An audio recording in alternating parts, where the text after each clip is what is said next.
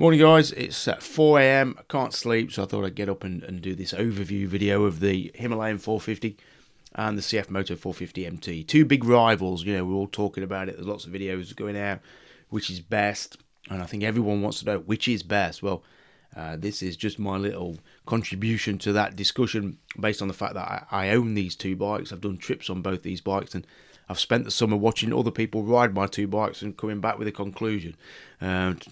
Not to hide any spoilers, from a customer point of view, it's the CF Moto which is dominated by probably about 3-1 in terms of votes. It's been far and away the most popular bike of the two. And I'm just going to go through why I think that is, and why I think that might be right, and why I think that might be wrong. If anybody watched my earlier video when I first got the Royal Enfield Himalayan and took it around Ireland, you'll know that I wasn't overly impressed with it, if I'm honest. Huge fan of the 411, loved what that offered, and I did a lot of big trips on that bike, and I saw lots of people, and I put lots of people on that bike to do trail riding for the first time and adventure riding for the first time. And I think its main selling point was its accessibility. It felt low seated, the weight felt manageable, the power felt gentle. It was cheap and easy to buy and easy to fix. It was a primitive bike that worked in a modern world, and I think without the 411, I don't think we would be where we are with the amount of bikes we've got, because that showed that there was a lot of interest actually in smaller machinery, and the manufacturers themselves put a lot of focus on it because they had to, because that's the only bike they were selling, all smaller bikes that they were selling, the 650s and the 350s. So yeah, I didn't overly like the 450 Himalayan because I thought they'd flipped all that on its head. The weight seemed to sit higher up in the chassis, so it didn't have the manageability and the accessibility of the 411. They weigh the same on paper, but they never felt the same off the stand. And there's been a lot of blame put on the stand, but I actually think the issue is the fact that the bike carries the weight up high and the stand just doesn't help. But the actual issue is the fact that the weight's carried high. And then the engine, we had a really smooth long-stroke motor, 5-speed, which was lovely and torquey, and it flowed really nice whether you were at low speed or mid-speed. And it was good at chugging through villages, and it was good at chugging through mud. And the 450 just lost that beautiful smoothness at the bottom end, that chug, and seemed to replace it with power up high, which is not really where I expected the power to be on a Himalayan. And so I came back from Ireland, really disappointed with it, and also for the fact that it didn't seem to. It was faster, but it didn't sit at a cruise any smoother. So you couldn't really make use of that extra speed because it was not relaxed above sort of 60, 65. It was a little bit buzzy, a little bit vibey. The screen was not there. So, yeah, disappointed. And I've watched people ride it over the summer, and some have been disappointed and some have been impressed. But for the CF Moto, I think it's been universal praise since it came out. I think it's a bike that benefited from just the manufacturer building a bike that people wanted, and the bike sold itself. I think it's simple bread and butter marketing which has made that bike work, i.e. start with a product, build the product that the customer wants, and the marketing is therefore taken care of. You don't need expensive launch events and inviting all sorts of YouTubers and influencers. Obviously not except me, which is why some people say I've got a downer on the 450. But Royal Enfield have gone to a lot of effort to PR this bike, when CF Moto, all they did was sit and listen and then build, which I think to me is a better strategy because it's more successful. So the CF Moto works because it's got a sense of occasion, and I think a purity of design and intention, which is very easy to read from the outset. It looks aggressive, it rides aggressive. It belies its price point. It feels like a far more premium bike than the price and than the Himalayan.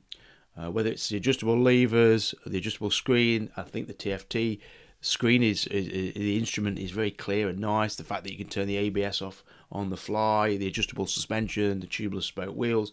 It's got so much going for it, which I think stands out, makes the bike stand out when you look at it, and then you start it up, and it's got a great soundtrack. It's like a little NASCAR bike. It sounds great on the throttle, and I've had people just get on it and then sit there blipping the throttle. Wow, which is not something we've ever had a bike of this price point and this class. A really joyful machine, which has got some exotica, some excitement about it, even at standstill.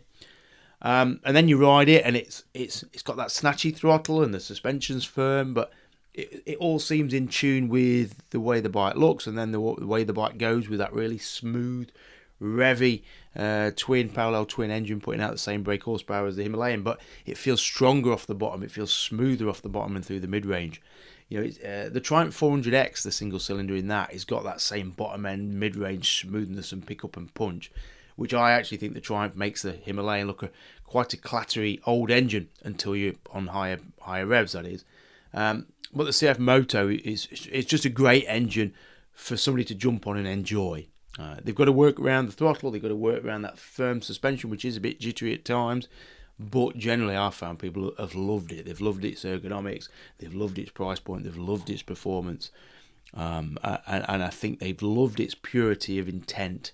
I think CF Moto knew what they were trying to do, and they built it and they priced it incredibly well. And you can't get one if you want one. I think the bike, as I say, sells itself. I've been out on the two bikes the last few days. You know, my own to go through my own thoughts on the bike. That my day rides have started to end. It's time for me to enjoy the bikes and explore the bikes a little bit. And I've got to say, they've balanced themselves out a little bit more. Riding the Himalayan again with some knobblies on. I put some Continental TKC 80s on, and I went trail riding, and I did the trails that I'd done previous week on the CF Moto, and I just rode it as a bike rather than as something to really assess. And I think I came back with the conclusion that the kind of issue with the 450 Himalayan for me is that it's got a split personality. Below 4,000 RPM, it's quite docile, quite doughy, almost dull to a point. The pickup is a bit fluffy. It doesn't seem to want to lug in a tall gear like the old one did, or like the CF Moto did. So you up and down the gearbox a little bit. And at slower speeds, it's kind of like, well, yeah, I don't quite get the improvement. The suspension is better, and it deals with rough roads really well. You know, I think that's probably its biggest virtue. Its suspension is just really well set up to remove any roughness in the road, so you don't feel it through the saddle. I think it's a great setup of suspension for a bike at any price, let alone one at £5,500–6,000.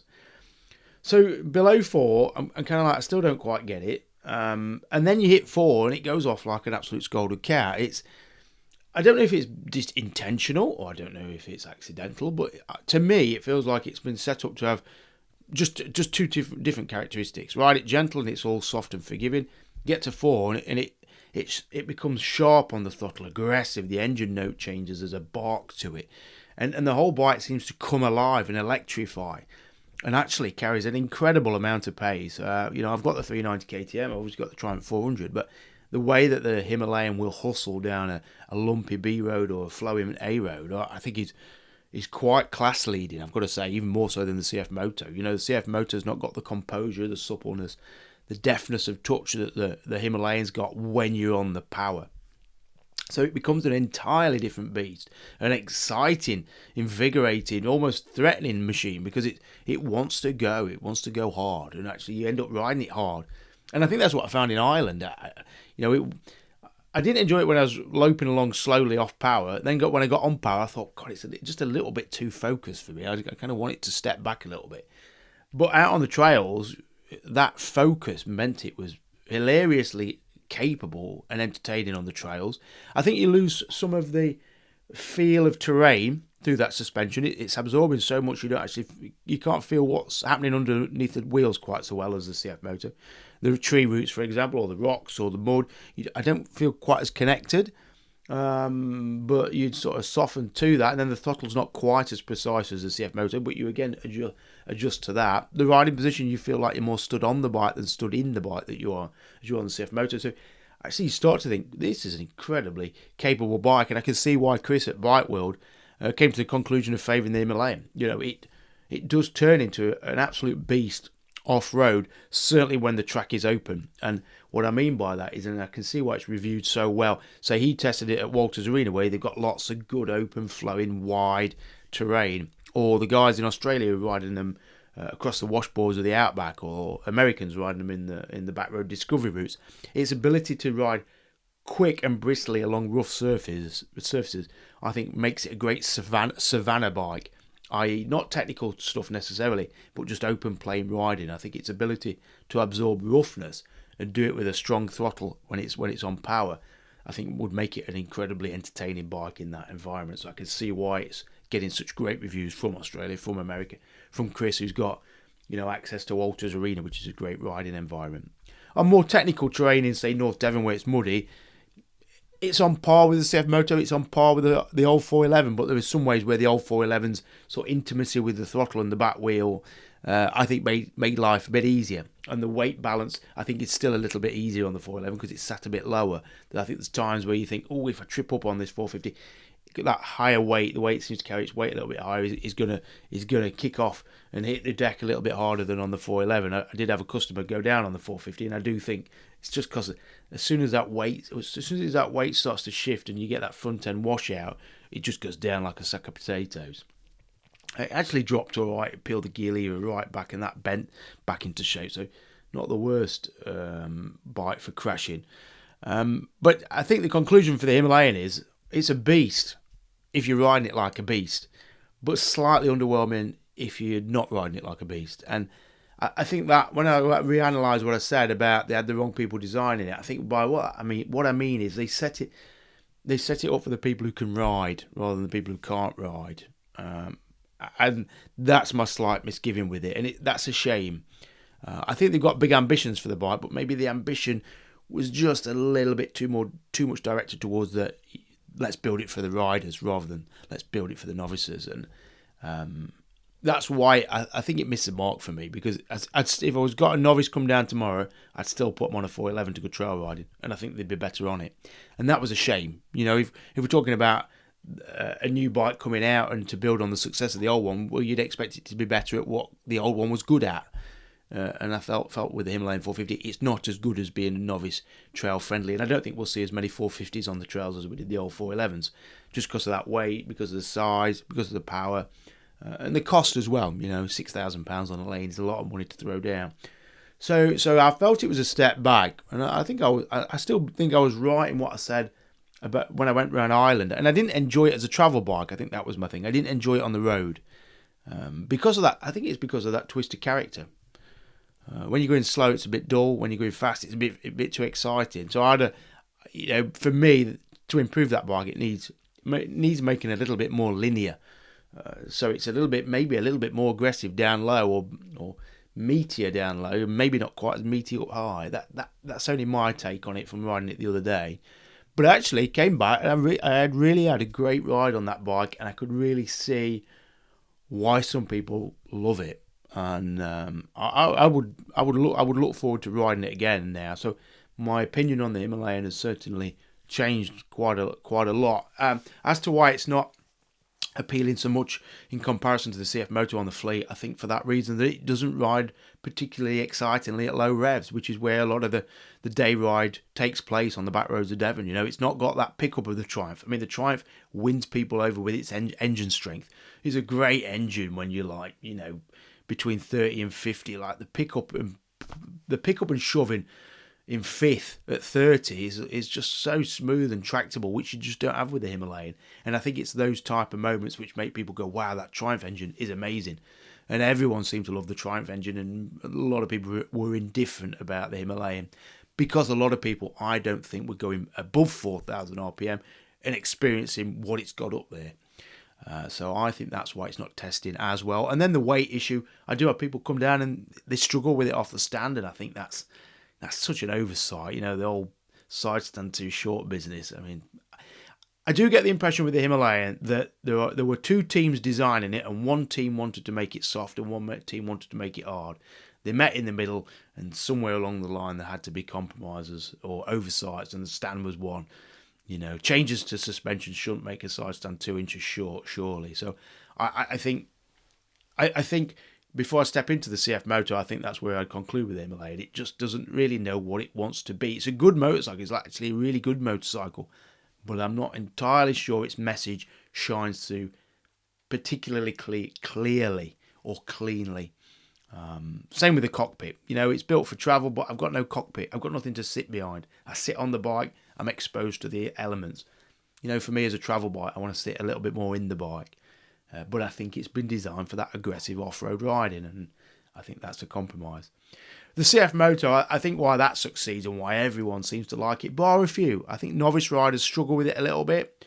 You know, if you've not been riding along, you don't have that dexterity with your clutch. You've not learned to ride around foibles of a motorcycle, which this bike has. You know, that suspension is firm and that throttle is snatchy. There's a cure for the throttle. There's not a cure at the minute for the suspension. John at Rally Rays are working on a rear shock. Would you put suspension on that bike at that price? Probably not. I'd probably just accept it for what it is, which is suspension that is very jittery and quite choppy. It can be at slow speed, but really good when you go faster. You know, it's a bit like the Himalayan. It's a bit too underwhelming at low speed, but excels at high speed, which, you know, people buying these bikes probably aren't going to be in that class of being able to ride at high speed, so they have to suffer the firmness of the CF Moto suspension. But I think what the CF Moto does so well is it projects a very clear image of what it is. It's a small capacity adventure bike in the mould of a Tenere 700, and the styling, the way it rides, the way the power's delivered, the way the suspension's set up, it all works as a package. Loads of features on it make you think you're on a slightly more premium bike. I think the paint quality is good, and it just stands out visually above the Himalayan, I think. Then you've got the big cockpit ahead of you. You feel like you're on a big bike, but it's actually quite manageable weight-wise. Same weight as the Himalayan, but just seems to carry it that little bit better. And then people get going and they've got that great smooth drive straight off the bottom. It's low geared, so on these day rides at these sort of speeds, it always feels grunty. It feels like it's got more power than it has.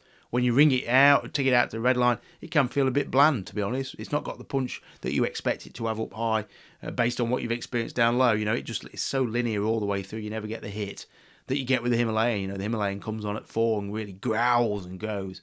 You don't get that with the CF Moto. It actually feels quite flat. So from a performance point of view, I actually think the Himalayan's got better performance. It's just that the CF Moto is more accessible all the time.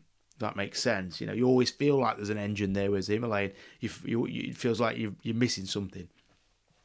So I think people who've got on it, ridden it, and gone, wow, what a package, £5,700. Wow, I'm going to order one. So I've had a lot of people go away and order a CF Moto from a day ride on it, whereas I don't think I've had many people go away and order a Himalayan. And I think that's quite telling, and actually quite a shame that one test ride's better than the other. But where the CF Moto really strikes a favour for me is that I can do the long distance work on it really well, like riding down to Italy. It's just got a comfort, it's got a pace to it, and it feels like a big bike, and it will do big bike speeds thereabouts. You know, it'll sit at 75, 80, 85, which to me is perfectly fast enough.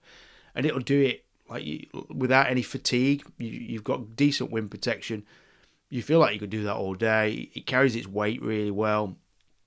And therefore, it's just got a broader spread of talent for me than, say, the Himalayan. You know, I feel like if I had to jump on a bike tomorrow and ride down to Italy or France or London, the CF Moto, no-brainer. It's a no-brainer. It's just a better place to be at long-distance speeds. Certainly if it's like open-flowing fast stuff, and certainly if you geared it up, it is low-geared. If you put a bigger sprocket on the front, you know, took the edge off the revs higher up, it would sit all day long on a motorway, and that's not a place I'd want to be on the Himalayan. So that's why I've tended to favour the CF Moto, and why I think it's a better all-round bike, because it does that. It is better at more things than the Himalayan. And I think again that comes through when people test ride them back to back. I think people can appreciate it's got a big bike feel. And I've had a lot of people come in to ride the CF Moto who are looking to step down from big bikes, weightier bikes, but they still want the space, the ergonomics of a bigger bike. I had a couple who'd been around the world on a V-Strom 650. They were now looking for something a bit more manageable, and they were looking at a CF Moto 450 MT, and they went away and bought one, having ridden mine 2 up. So the virtues of the CF Moto for me are a lot more broad than the Himalayan, which, you know, it's kind of a shame. I do think, because the last few days have taught me that the Himalayan's got so much hidden depth to it, and there'll be a lot of people, such as those people who rode the bike on my day rides, who don't even get it close to experience in how great the Himalayan is. The chassis, the suspension, the power when it's on. You know, that's an incredible, ferocious machine, a very capable bike. And I think, as I say, I think they went a little bit too far in making it too good at pace, rather than focusing on how to make it good at a low pace. You know, how to make a bike feel good for the novice slow rider, how to make a bike feel good at the bottom end rather than at the top end. I think that's where it needs a bit more focus. Because I think there are a lot of people who would enjoy it if it was just a bit softer, if its power was a little bit more accessible. Now you could say, well, put it in eco mode, but eco mode is just like a nannying way of dulling out the throttle response, which I don't think is the answer either. So that's where I'm at with the two bikes. I do, as an all rounder, prefer the CF Moto. If I could only keep one, it would be the CF Moto. But the Himalayan, it does shine. It does shine, and I'd be interested to hear what people anybody listening to this who's got a Himalayan 450, what you think about it. Has it met your expectations? Have you found that it's got that top end rush, that excitement that I find in it? And is it a bike that you're going to keep and ride or not? And same with the CF Moto. There's a lot of hype now about the CF Moto. Does it meet that? Are you enjoying it as much as you thought you would? Because I think the conclusion would always be that everyone's different. Everyone's got a different way of riding, a different style, a different expectation, a different level of experience of what kind of riding they've done and what kind of bikes they've owned. And so everyone looks at a bike with different eyes to the next person. I can have one person get off the CF Moto and say, wow, that's amazing. And then the next person say, no, I don't like that at all, actually.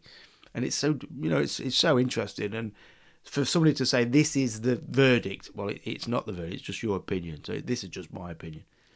In terms of maintenance and service and the rest, both bikes have been good. Getting older parts of the Himalayan has been a bit tricky, weirdly. I thought I'd be able to get gear levers and stuff, but that seems slightly problematic. But it's been the same with the Triumph 400.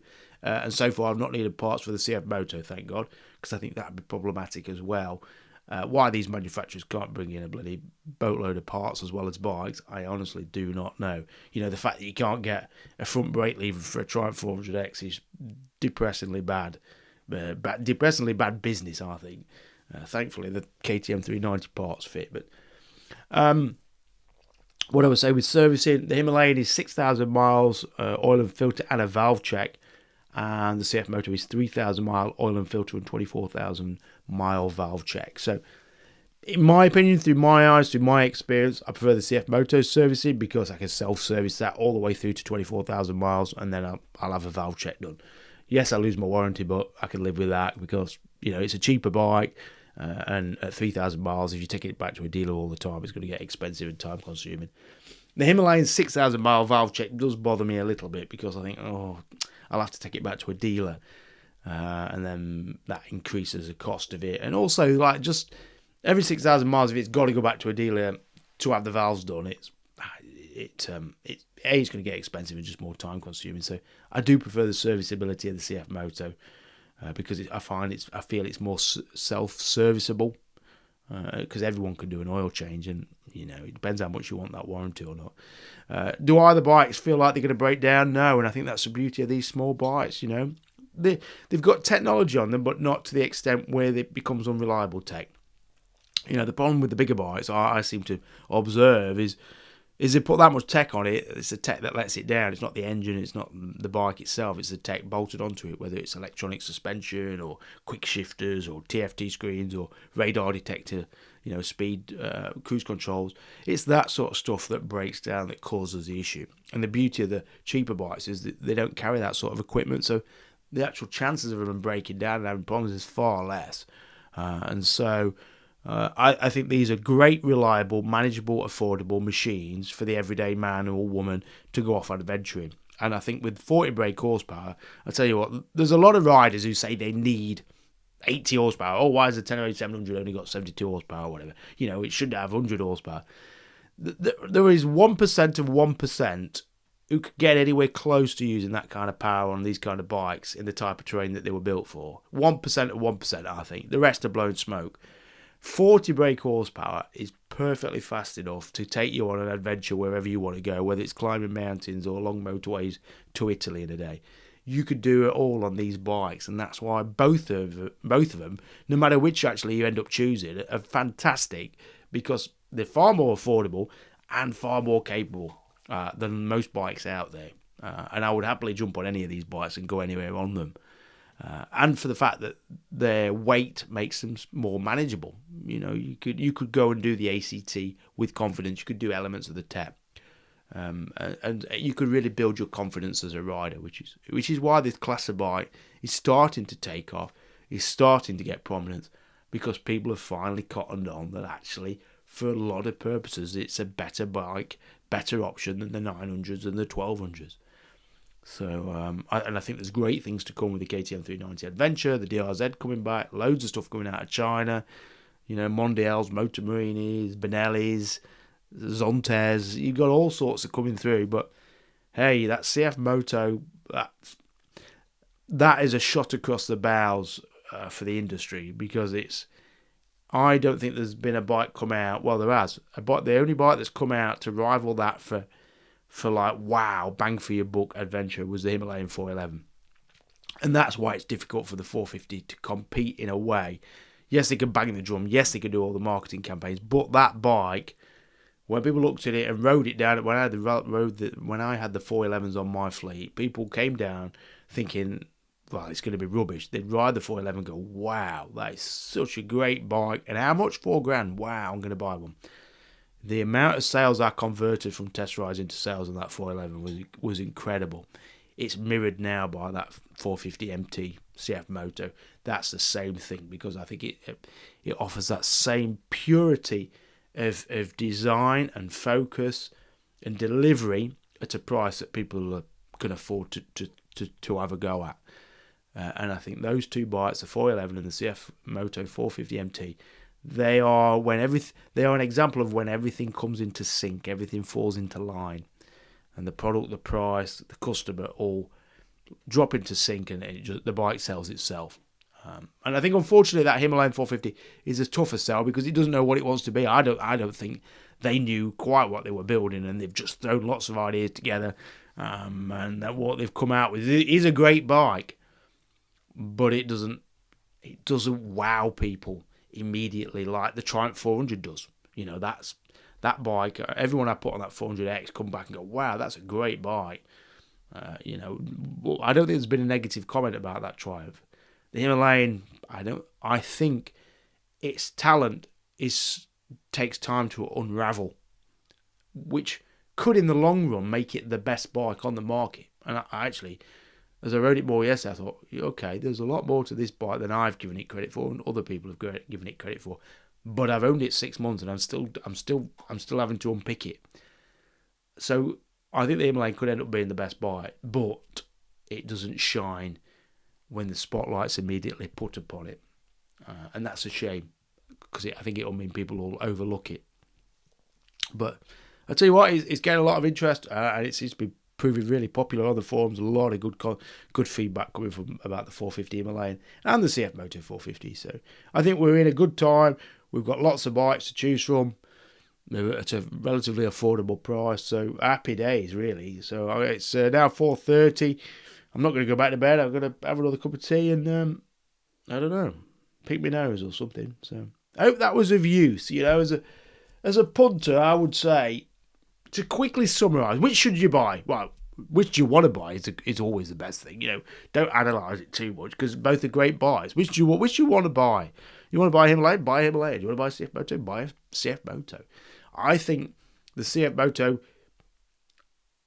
is a great bike, but I think it's not got the suppleness of the Himalayan. So if you're a novice rider, intermediate rider, I think there'll be many times that the Himalayan will be a better bike for you.